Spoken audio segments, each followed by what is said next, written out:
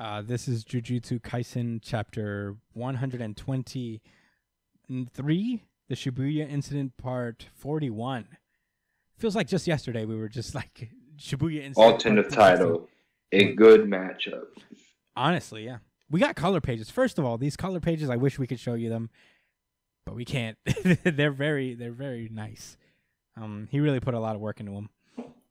His name is the artist's name is Gege Akutami. Good work, Akutami. You did that really well. I was surprised. Gege Akutami. I'm very good at saying names.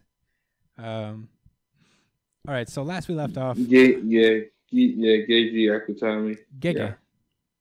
Oh yeah, I wish I could have this poster. It's really cool. Yeah, it's really nice. But last we left off, Kugisaki has been facing off against a body double. Oh, they had the Kingdom Hearts. He has the Kingdom Hearts ice cream, bro. You ain't peep that? Yeah, the sea salt ice cream. Yeah, and Roxas had. Yeah. And Axel and the other girl. Yeah, that we forgot because she died. Remember? God damn. That's what happened, right? Kingdom Hearts is so weird. All those guys did was sit on a clock tower and eat ice cream all day. All day. And kill a lot of like heartless. That's what they did every day. I will never get over it. I want to do a Let's Play one day with all three of us. So Shigaraki continues to do the most in the most horrific way possible. Yeah, Mahito is just using people's bodies. There's one really gross panel we wish we could show you, but we can't. Where he throws a guy at Itadori, and then Itadori asks him if he's okay, and his swollen, gross curse head is like lollipop ass head. Lollipop head. He just looked like he just ate an airhead. Yeah. Remember those? Yeah. When people would eat those and then their heads would blow up. Yeah, oh my god. He used his whole body for teleportation. He looks so happy too. He's so disrespectful. Yeah. He looks so happy too to say yeah. This is like dumb little Patrick the Star smile. A big fan. Then this guy just explodes, blood all over Itadori, blinding him. And meanwhile, we cut back to Kugisaki in the midst of her battle with Mahito. And they're battling. It's revealed that this Mahito double can't manipulate other souls, but he can manipulate his own body. So he's basically got half of his original strength.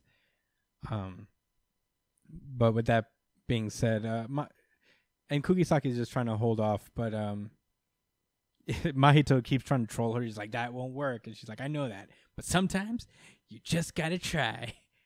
And Mahito's like, so lame. Yeah, this was really funny, actually. I really like Mahito. I'm surprised he's not your favorite character yet. Because of the amount of shit he talks. Did I not say did I say he wasn't? Who did I say You didn't say officially yet. I figured it would be him. But in any case, she's like using her hairpins around. First of all, Kugisaki is not afraid for a second. She's out here just like, she's like, oh, whatever. You're the main bad guy that I've been okay, I'll just throw fucking nails at you with my hammer.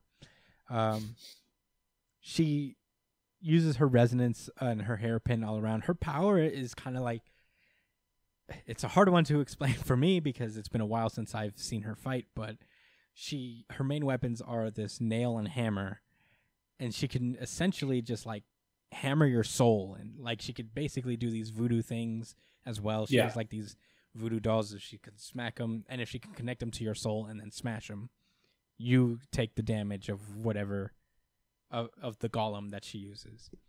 And she just does a lot of that, just stabbing into him.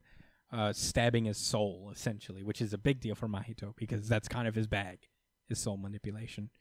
And she reveals like she's been thinking about it, and ever since like she's been told about his cursed technique, she's thought that her powers would be particularly useful against him. So she uses her resonance move, which is the thing she would use with the golem and the voodoo stuff. And she smashes a nail onto Mahito's head. And back at Itadori's battle, we can see that the resonance has affected him greatly. He's just like, Arr! And it's I think it's like in the shape of nails, like just pop out of his body. And Mahito, the original, doesn't know what's happening. He's just like, what? And somehow, like, Itadori knows it's Kugisaki immediately. And her powers are exchanges that because he could see the needles coming out of him. He's seen that ability before. Oh, okay, yeah, that makes sense. So he's basically they explain that like because she used resonance, it hit the soul itself, and because this thing is a part of Mahito's soul, the damage that it takes can rebound back onto the original Mahito body, and then also that damage that Mahito's original body takes rebounds double onto the clone. So the clone is double hurt. the clone is like, ah! And at this point, he's thinking to himself, Yuji Itadori isn't my only natural enemy. And yeah. And from that, she realizes that like he's a double and not the original Mahito. And Mahito's just like, correct. He's definitely in his feelings.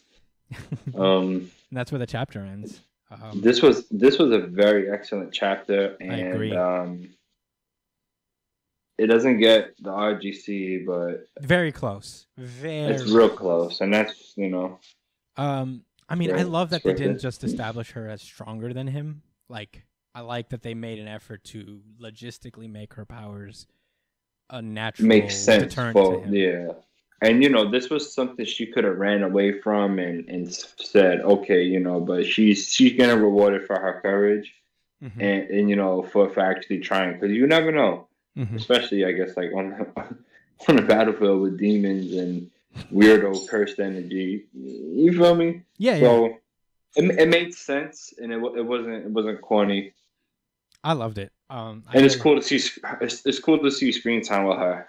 Because they definitely kind of left her out completely. Yeah, she hasn't been around. Yeah, it seems like we all feel like it's nice to see that, and see her doing well. Yeah, she's a very fun character. I like when she was more prominent. It was very fun to read her because she was a very confident and very like sure of herself character. It's very cool to see in shonen manga, but especially like she's essentially the female lead.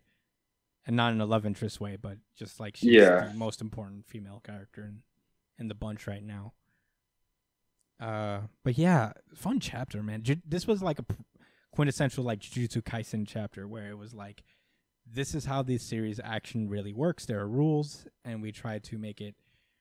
It's no like ass pull like, ooh, my power conveniently counters yours. It's just this is how by the rules that we set up, we logistically can make this person beat this person.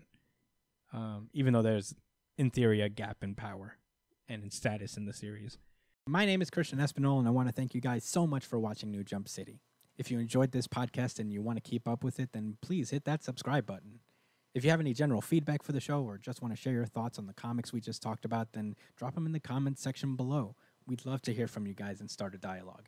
You should also know that we have a 49-episode backlog on iTunes, Spotify, or wherever you listen to podcasts. Just follow the links in the description below. And FYI, the audio version of the podcast usually comes out first. Thank you again for your support, and stay safe, New Jump citizens.